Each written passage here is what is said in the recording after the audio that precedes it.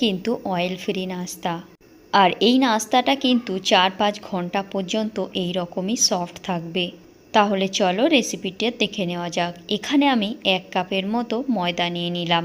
তোমরা চাইলে কিন্তু এখানে গমের আটাটাও ব্যবহার করতে পারো। এবার এর ভিতরে স্বাদ মতো নুন দিয়ে দিলাম। আর 1 কাপের মতো আমি পানি নিয়েছি। পানিটা কিন্তু রুম টেম্পারেচারে থাকা পানি। আর পানিটা অল্প অল্প করে দিতে হবে, দিয়ে একটা ব্যাটার বানিয়ে নিতে হবে। আর এই ব্যাটারটা যেন একদম পাতলা না হয়ে যায়, আবার আমি কিন্তু এখানে থিকও রাখবো না, মিডিয়াম একটা ব্যাটার বানিয়ে নিতে হবে।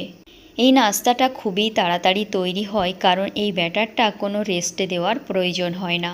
এখানে একটু খেয়াল করতে হবে ব্যাটারের ভিতরে যেন একদম লাম্পস না থাকে, স্মুথ ব্যাটারটা তৈরি করে নিতে হবে।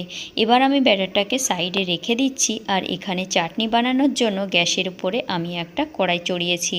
সামান্য একটুখানি তেল দিয়ে একটু